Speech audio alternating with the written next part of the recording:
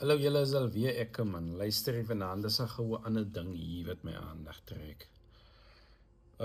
Die afgelope paar jaar praat ek oor die feit dat SVD so baie geld vir ons kinders om SVD te gaan represent.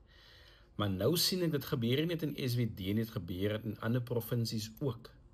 Dis verregaande hoeveel daar gevra word vir kinders om hulle provinsie te gaan represent. Het ons sportkodes se organiseerders en die onderafdelings die van die sportkodes van die skole, is daar dan nie meer geld in sport vir die kinders om te gaan deelneem nie? Hoekom het ouers deesdae so baie opdok, soveel as 12.500, 12.800 rand, sulke tipe bedrae, 8.400 rand het ek gelees. Dis vir my net verregaande, want jy sien nou soveel ouers wat fondsinsamelings doen.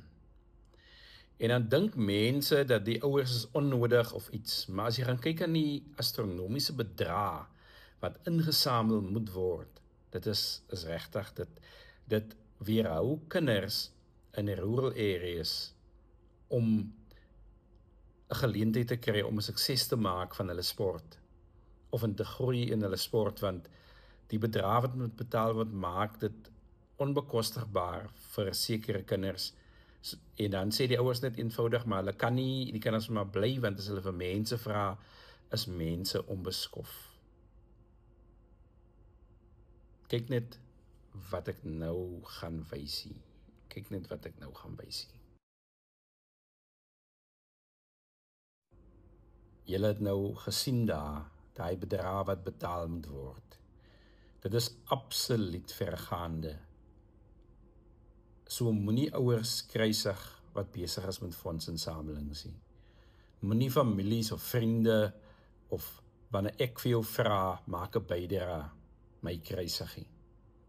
Ons wil net 'n verskil in ons kinders se lewens maak. Ek probeer 'n verskil in die kinders in Hessequa se lewens maak. So asseblief, dis nie dat die ouers loof, of dat ek loof, of dat Hessequa FM loof, of dat enige organisasie loof nie. Daar is nie geld vir ons kinders om in die goed te gaan deelneem by ons subdistrikte nie, soos SVD en WP en die tipe van goed nie. Ons weet nie waar die geld is nie.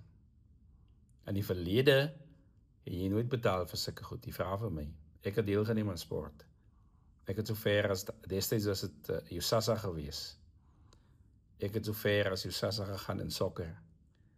En daar was vir niks betaal nie. Ek weet nie wat gaan aan nie. Sê julle maar vir my. Mooi loop.